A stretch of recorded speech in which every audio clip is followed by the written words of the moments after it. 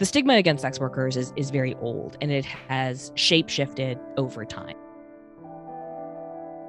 After the Civil War, as like Jim Crow is descending onto the American South, you get a new caricature of prostitution, right? Where, we're not demons, we're not the devil, we may be diseased, but the real problem is that we are victims, right?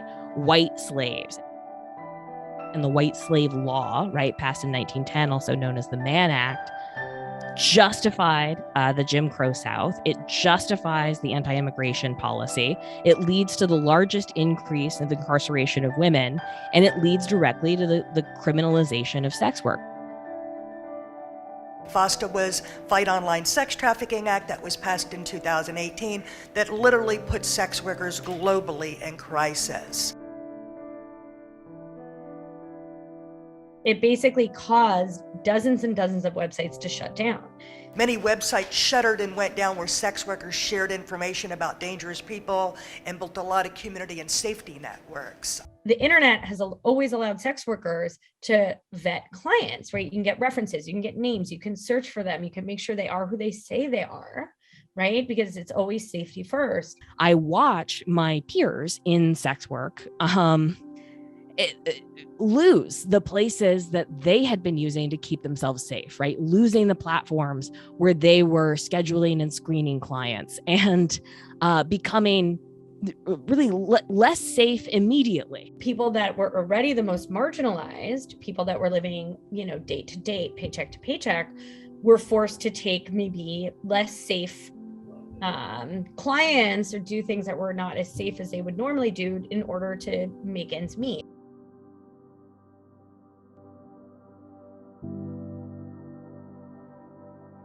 Because sex work is criminalized, it becomes more difficult, complicated for somebody who is engaged in the sex trade to seek out support and seek out protection in situations where they have been harmed. There have been sex workers for decades begging for help on reporting a dangerous repeat offender, serial killers, serial rapists, but law enforcement won't offer immunity. So we would literally, in many cases, let a violent offender, right, continue offending, right, than just not arrest consensual adult sex workers. We caught the Craigslist killer because after he killed the girl in Boston, he came to Rhode Island and robbed an escort who was able to dial 911 because she wasn't a criminal, and they caught him before he hurt anyone else.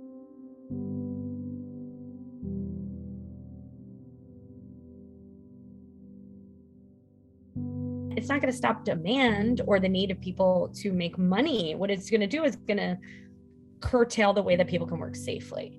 Prostitution is currently pushed into the shadows. It actually creates the conditions where tremendous abuse, exploitation, and violence can occur. When those of us that are in the sex worker rights movement are saying these various things harm sex workers, police and criminalization is at the top of the list. Everywhere that this is criminalized, our top predator has always been the police. We've seen that police officers very often are coercing or forcing sex workers into sexual encounters by leveraging their power to arrest. When a person can threaten to out you and have you arrested, get you evicted, and have your children taken away, it gives all the power to the predators.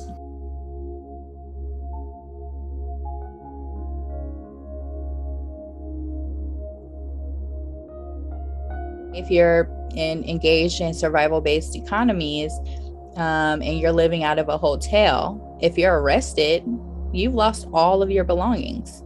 Like what happens if you had kids at home? Those kids are left to fend for themselves or the state gets involved.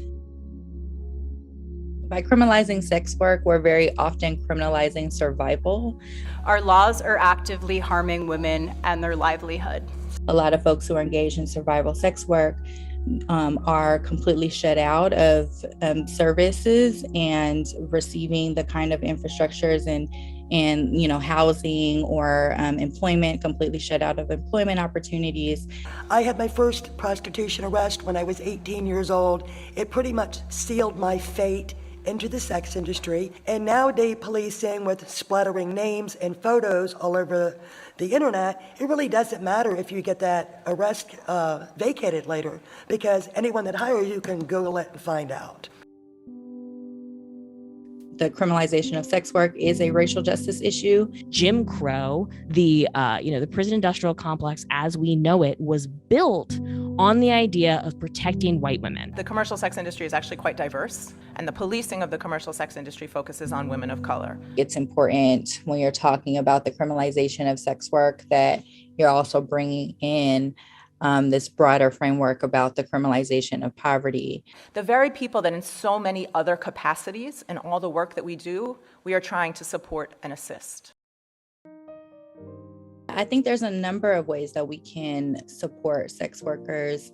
I think it's important that in our advocacy and the work that we're doing to stop violence against sex workers, that we are listening to sex workers. Sex workers have a slogan that we like to say, nothing about us without us. We demand to be a part of any policies, studies that impact us. I think there's been a lot of momentum and movement because of sex workers being at the forefront and advocating for these changes, advocating for the decriminalization of sex work, and really declaring that sex work is legitimate labor. If we really want people to be supported and get help, it cannot and will not come through the criminal justice system. What we need is more resources for desperate people, right? We need beds, we need shelters, we need hotlines, we need non-judgmental care. But no, people want to hunt for a bad guy like this is a video game. And that's going to be a hard story to fight because we have a lot of institutions that were built with this, sort of, John Wayne ethos of justice. The best way to find out if someone is being exploited or harmed or taken advantage of is not to ask the lawyers, not to ask the police, is to ask them. I think it's really important that we change the story.